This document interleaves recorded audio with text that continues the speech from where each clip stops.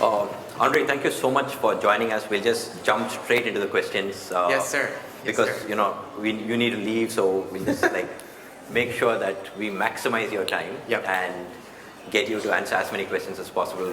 Okay, so just to begin with, I'm sure Andre needs and Gojek needs no introduction, so I'm just jumping straight into the questions. Andre, you recently said that you were on track to raise at least 2 billion by the end of this year. Yeah. But big picture question, is 2 billion enough? Because you're competing with a rival that's raised several times more than the capital that you raised. Is 2 billion enough? Well, I think, to be fair, I think we've been consistently raising money almost maybe 12, 18 months, right?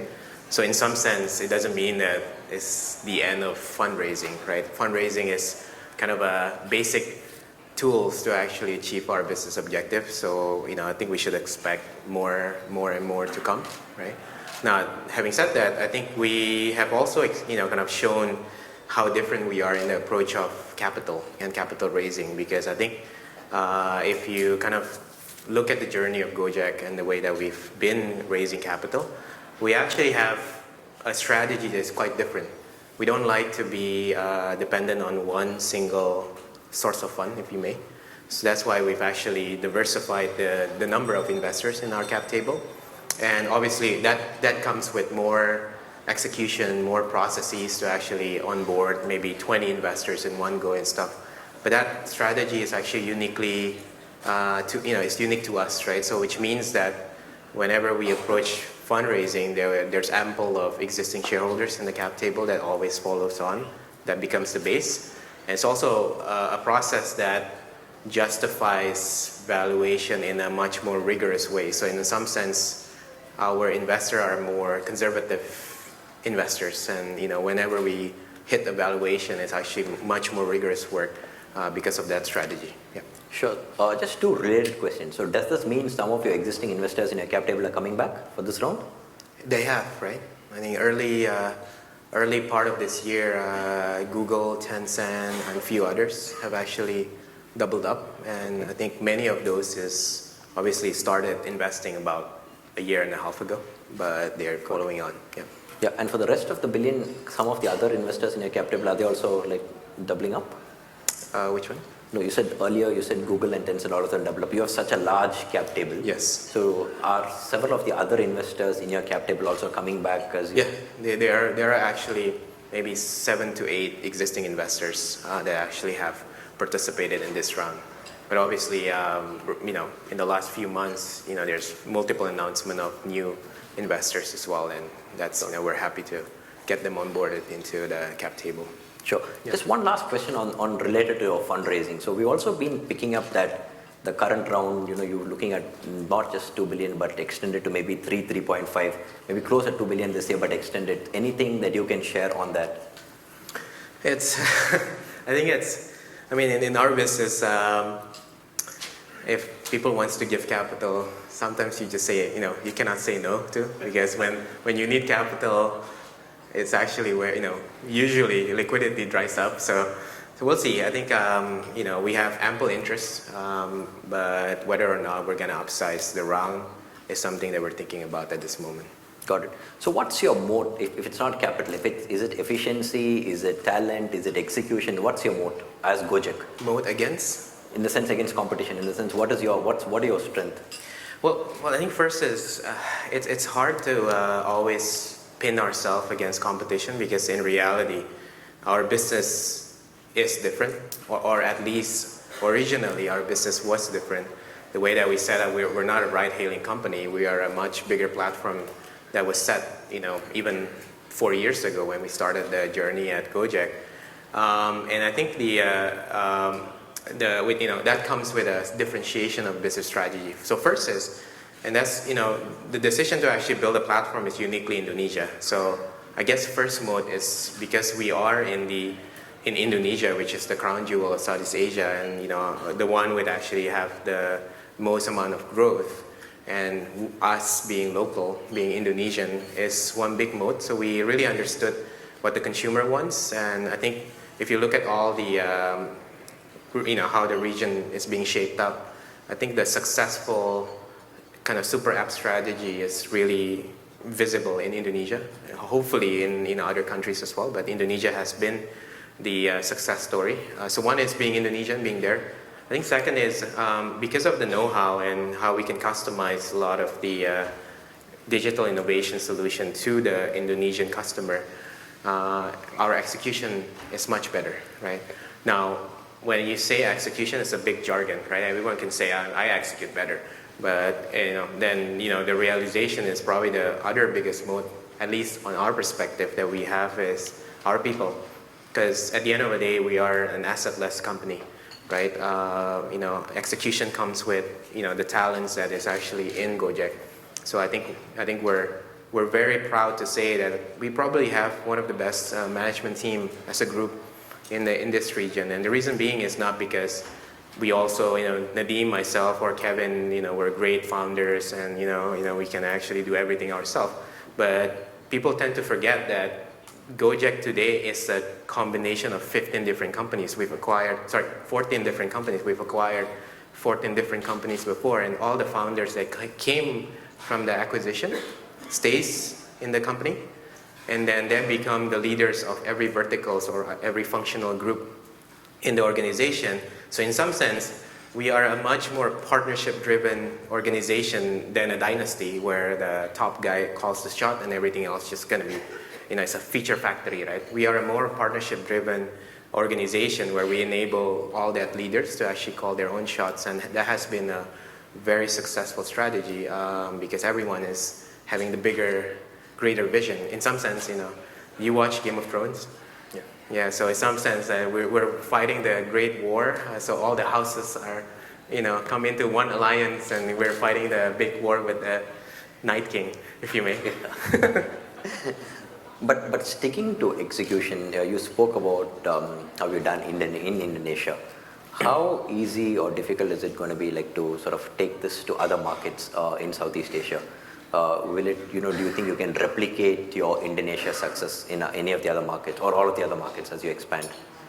Yeah, so I think it needs to be approached country by country because Southeast Asia is not a country, right? Sure. Everything has different culture. Singapore, for instance, everything is so progressing here, right? Payments, for instance, everyone has credit card here. So launching a prepaid wallet is not a great idea, right? But having said that, I think in certain countries that we've expanded into, for instance, Vietnam, there's already early indication that this strategy is actually pretty can be replicated in those markets. So to give you an example, we launched two-wheeler transport at the beginning 9 months ago, right? And then we launched food about 5 months ago, and I think we are either number 1, number 2 of food delivery in Vietnam, despite that the market is already having 3 or 4 players, big players, because we know how to build food delivery business through, by kind of relying on our two-wheeler transport supply side to create efficiency, to create density, and being able to kind of provide a much better SLA to the customer. So, and then, layer on top of it, payments, then we do all our merchant solution, logistics and stuff. So there's that early indication that, for instance, Vietnam has been a successful story for us. Got it. But when you say you're the number 1, number 2 player in Vietnam, is it the cities that you're in? Is it the whole of Vietnam?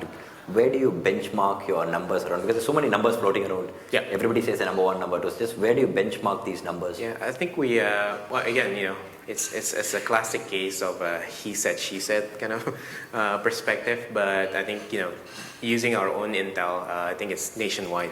We were only in 2 cities, but if we combine the volume, it's still large from a nationwide perspective. Got it. Interesting.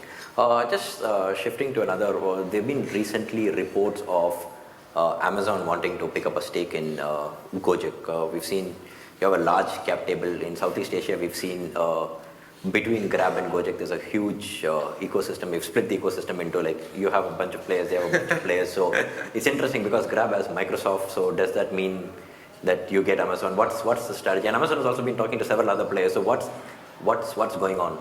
Well, I think first of all, it's a speculation. I cannot comment more than that, but I think I can comment on the fact, right? I think Indonesia and Southeast Asia is a big market, the next market for a lot of these big global giants. China was first, and then India, and then now they look into Southeast Asia, especially Indonesia. And Google is already having a big presence here. And then Facebook is doing many multiple interesting ideas here. Alibaba is already a big investor with Lazada, Tokopedia, and stuff. So everyone's already seeing this as a big market. So it's natural for companies like Amazon to think about Indonesia and Southeast Asia as well. So that's pretty common. But I don't think there's the notion of a proxy war, if you may. It's probably not the right way to think about it because. Again, we as company, we don't like to be the extension of a proxy war. Like for instance, we have Tencent in our cap table. Does that mean we're fighting against Alibaba? The answer is not, right? And we have Google in our cap table. Do we fight Facebook? The answer is not. We partner with everyone. So I think and that's also why whenever we approach the fundraising strategy, we never like to depend on the big boys, right? And the big boys from a ownership perspective. No one in our cap table owns, the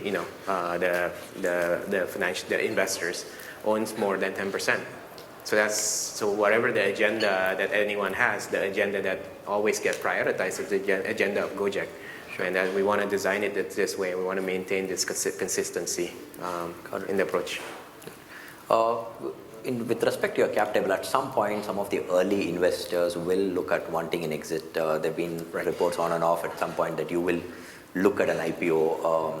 How far is that? Is it like a couple of years down the line? Is it 1 or 2 years down the line? Where are you overall in terms of a listing? Well, I think it's a classic question that always gets asked, but the answer is always some time away, right? Because I think at this stage we're not pressured to actually go public very quickly, and we have ample capital to actually continue with our journey. But eventually we will consider it. It's probably like I don't know, maybe 3 years away. It's an easy answer because 3 years away is still far away anyway. But I think the point is I think we are progressing on preparing ourselves to get there, because not just because of the IPO itself, because governance needs to be much better. The processes, standards and stuff are well. Our CFO used to be a public company CFO, so he's putting a lot of measures to actually prepare ourselves better. And then obviously from a business strategy standpoint, as we can all see in the public market, high burn company has actually seen negatively in the public market today. So obviously, from a business strategy standpoint, sustainability is a big focus on Gojek as well. Got it. So I would assume that you're referring to some of the IPOs that happen in the US, the ride-hailing companies, and that's been a question that it's come up in several panels yesterday and today. It's not just the Uber and Lyft, but even the WeWork IPO. Yep. We don't even know if that's happening or not, or what valuation. But what are your learnings, at least from the ride-hailing companies in the US that have gone public? Their shares have in the sense that the valuations are lower than where they listed today. So what's your learning from those IPOs? Well, I think first is, the learning is very clear, right? Without sustainability, this dream of high growth, high burn, winner takes all strategy that, some investor or some companies is trying to kind of implement, it hasn't panned out the way that it should, because whenever there's an interesting vertical that builds tens of billions of dollars of valuation of a company, there's always going to be a competition, right? Even in China, Didi became a single player in the market, but then today there's already there's probably 3 or 4 other players, right? So there's always going to be a competition. Winner takes all is not a strategy, right? I think the second is but there are a lot of very interesting learnings as well. For instance, Meituan has turned profitable last quarter, and the stock price soared significantly, right? And that because they focus on, and that despite that they're fighting a very strong competition called Alema, right, which is backed by Alibaba. So there is already the example where you focus on operational efficiency, you build a really good product, you are being disciplined on building sustainability, then things will come, right? So there's multiple interesting aspects. I think the way that we see it on our side, we are a completely different company because we are not a ride-hailing company. Ride-hailing is only less than 30% of our gross transaction value. But we are a user-first company. We see everything from a user's perspective because what we wanted to do is really to remove users' life daily friction. And people are glorifying this word to become a super app, right? But in reality, we want to become the best buddy of all of you on a daily basis. You need anything, just tell us. We'll get it efficiently and very timely, right? So our strategy is different because we are focused more on the user side. Sure. On a product-per-product basis, ride-hailing can be a completely continuously negative burn company. Sure. But that's fine because ride-hailing is the cheapest way for us to move a new customer into the platform, and then we can upsell them with food, with payments, with digital, with lending and stuff, and monetize from it. Got it. So that's okay too. Sure. And sometimes maybe for like a stay-home mom that never used transport that much, food delivery become our acquisition tool. Then we make, and then we upsell them into groceries, paying bills using our platform and stuff. And for sometimes they use transport, we can make money out of it, right? So from a strategy perspective, we do have a holistic view on how we actually move people into a P&L positive. Sure. But on a user persona basis, not on a ride-hailing or food delivery or payments perspective. Got it. But just continuing what you said, if you look at your businesses as verticals, yeah. One of the things that Gojek has said in the past is you said that food delivery could become the biggest part of your business, even bigger than ride-hailing. Do you see other verticals too sort of becoming bigger than ride-hailing in terms of, because you operate across I think more than like 20 different verticals today. Mm-hmm. So do you see several of the verticals that you currently operate could be payments, which sort of eventually become far bigger than ride-hailing? Payments is the largest today in our kind of verticals of products because not only we do wallet, but we are the largest payment processor for online and offline payments in Indonesia. Not only just for wallet, but anything debit, credit, you name it, right? So we have the Stripe and the Square version in our kind of collective products. And that naturally will become the largest from a transaction value perspective. Sure. Because the amount of which people still transact with cash in Indonesia is super large. The opportunity is very big. Got it. But food is interesting because first everyone likes to eat. I mean, in Singapore and Indonesia, everyone likes to eat. So the amount of which food has grown has been tremendous, right?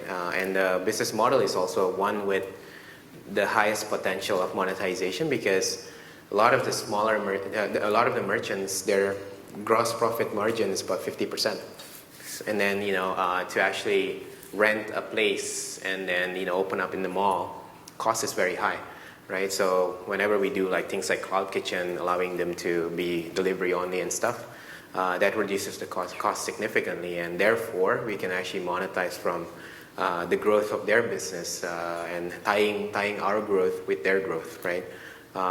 So that's why food has been our main focus. I mean, the size of food business for Gojek today is almost 2x of transport because of the growth that we've seen, and I think we've cracked the model, but we wanted to go deeper into building a larger and larger product features in food as well. Yeah.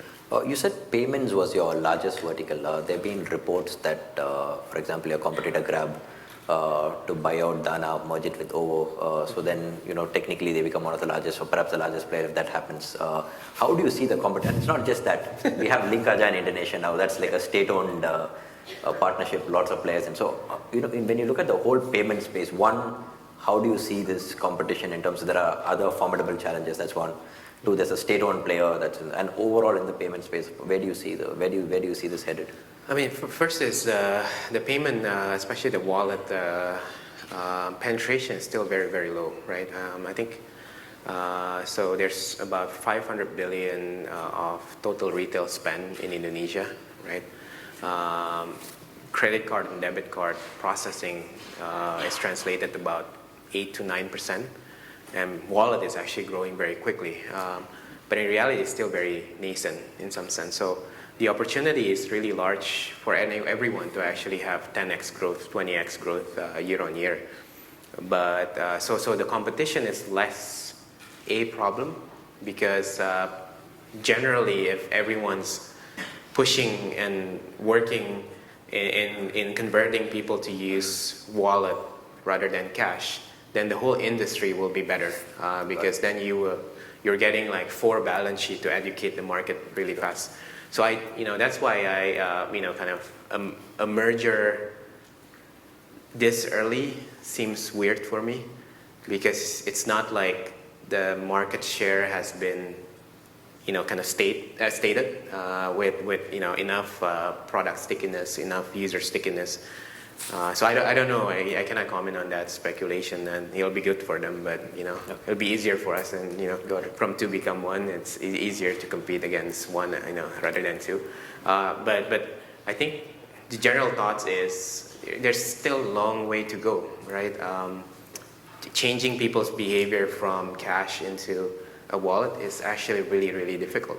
Even China, not until maybe 3 years ago, that offline payments, WeChat Pay and Alipay, has gone tremendously successful, right? And that requires many years of education and continuous investment, right? So I think it's way too early to say what will be the impact out of it. When you said it takes years of education to hit that where the inflection point that China came to, how far is Indonesia from sort of reaching that stage? And will Indonesia also be a place where people will, like in India, people use multiple wallets? So will Indonesia be one of those countries where people will continue to use multiple wallets across different players based on what they're buying or what specifically what? Even in China, where wallet penetration has gone significantly big, there are at least 3 or 4. Of course, Alipay and WeChat Pay are the dominant player, but there are many wallets that's existence that people use, right? So in reality, it's not going to be, again, winner takes all situation in this. I think in India could be a lesson learned as well, right? Because when demonetization happened, people are rushing and converting into using wallet. But if I ask you today, do you use wallet for payments in like a sari-sari or something? Yeah. No. So the even then, when the regulation forces everyone to take out cash from the system, the stickiness of the habit has not been well developed, right? So there needs to be a lot of more better innovation. So it's like, for instance, why would getting out credit card versus getting a wallet out? It's the same friction, right? There needs to be more innovation that reduces the friction of how people think about using wallet. And then to answer your other question, I think yes, it will be multiple wallets that's being used. Similar to if you open your wallet today, you have like at least 4 credit cards. I mean, it's going to be the case, right? Again, there's no winner takes all in this. Interesting that you mentioned about India because India has gone back completely to cash. There's more cash in the system today than before demonetization happened. But just sticking on to the verticals, you spoke about payments. Yep. Do you see as you continue to raise capital, will Grab, there've been reports that Grab is looking at, for example, raising capital within GrabPay, for GrabPay as a separate entity. So will you sort of look at Gojek also sort of looking at raising capital for just your payments arm? Maybe your food delivery could be like a spun off as a separate arm where you could raise capital for that arm. Do you see that happening across multiple verticals or even a few verticals? I think the first philosophy that we have is every product groups, we call them the product groups, are working together to a much larger group level metrics, right? So everyone's contributing. If you remember what I mentioned about the user focus approach, then we see every product groups playing a different role to support that kind of strategy, right? So in some sense, the synergy between every product groups needs to be maintained, right? To actually achieve the group level objective, and having 100% ownership and control on those different product groups is important.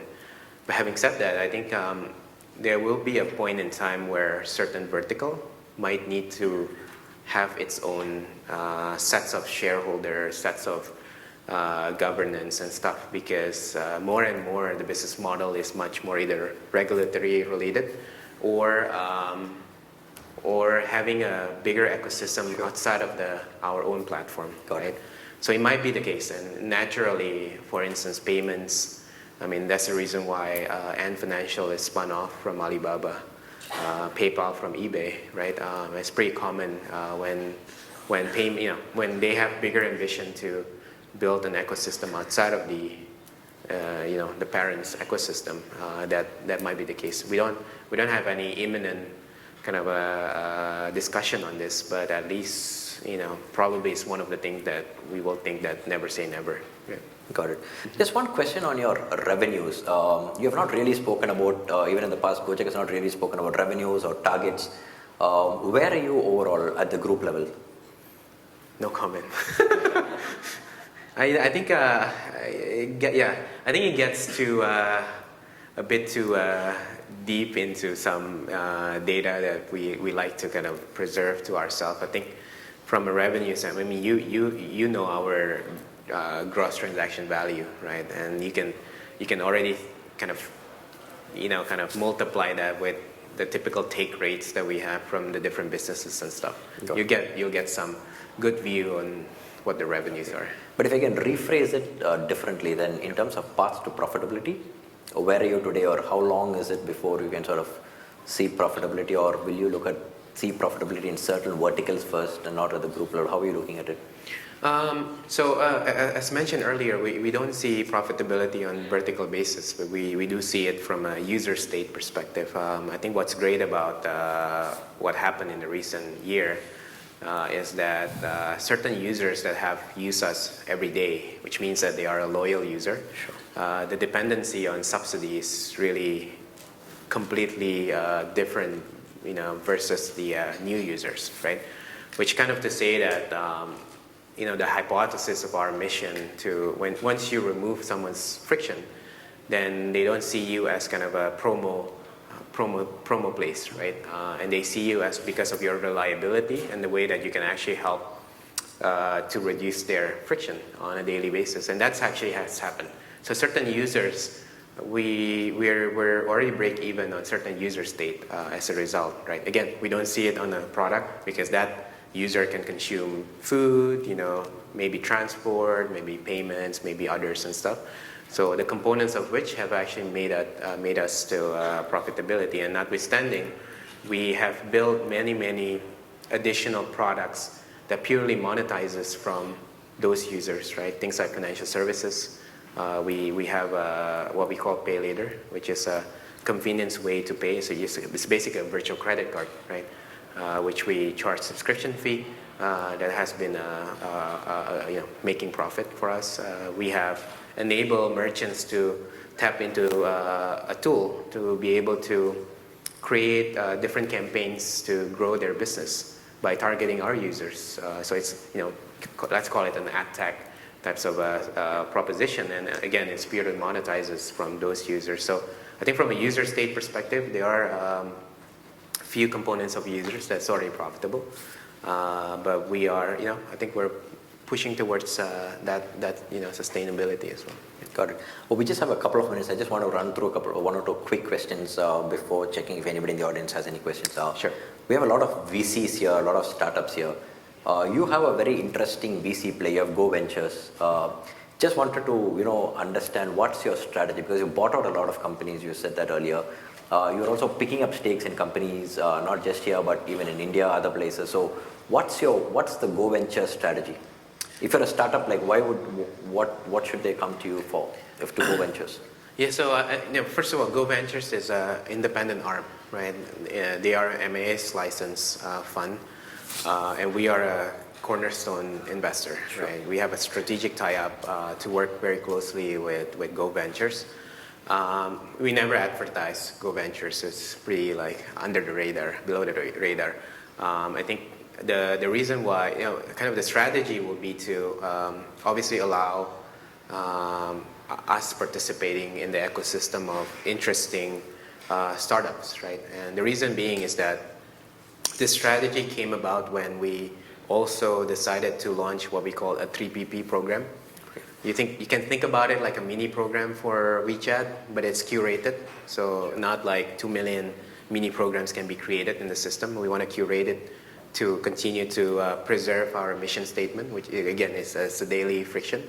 So we've worked with 11 partners in 3PP, right? And many of those we invested at the same time, right? So that so obviously the strategy is we can participate in the success of those companies.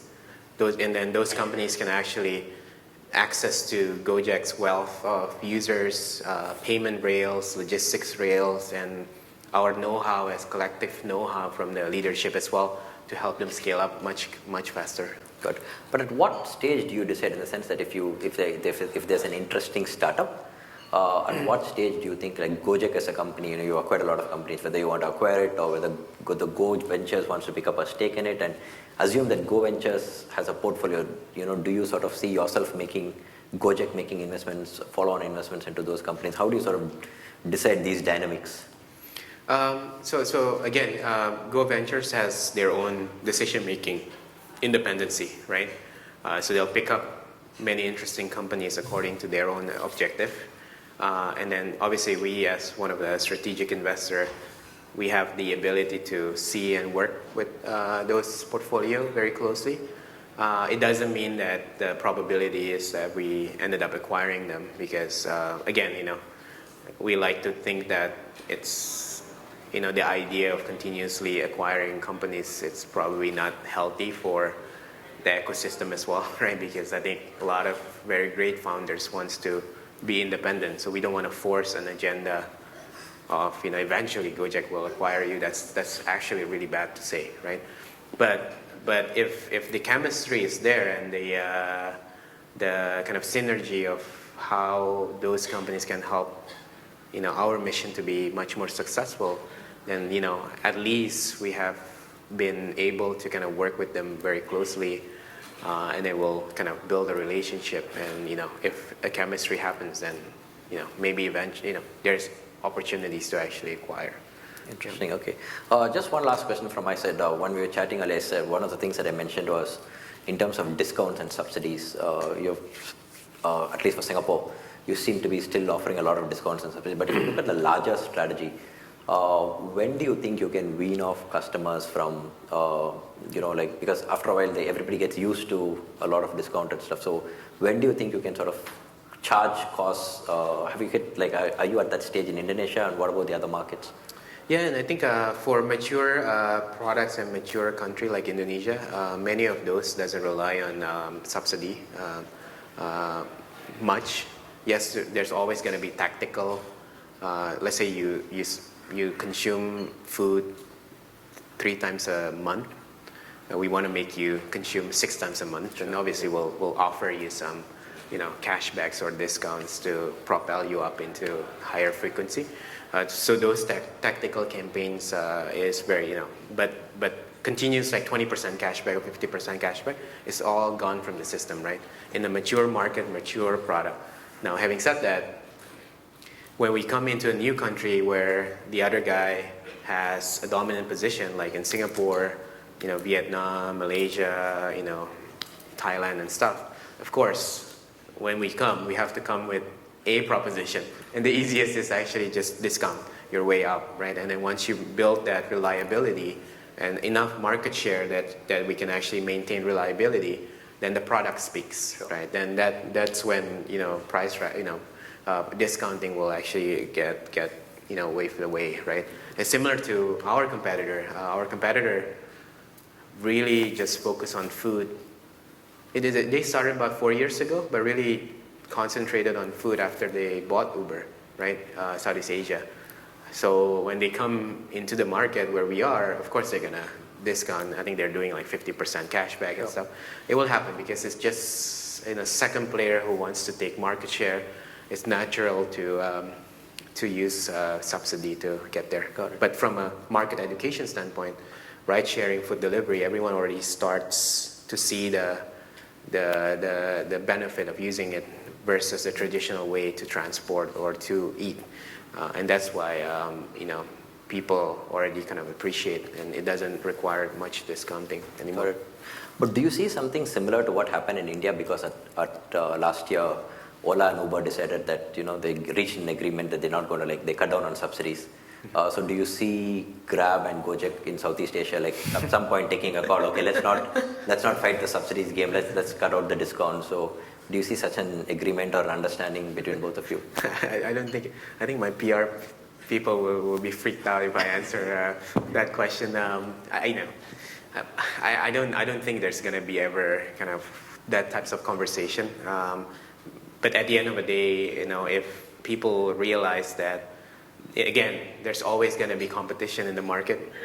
It's not winner takes all. Then maybe people will be much more smarter in the way that spend capital, and that happens naturally.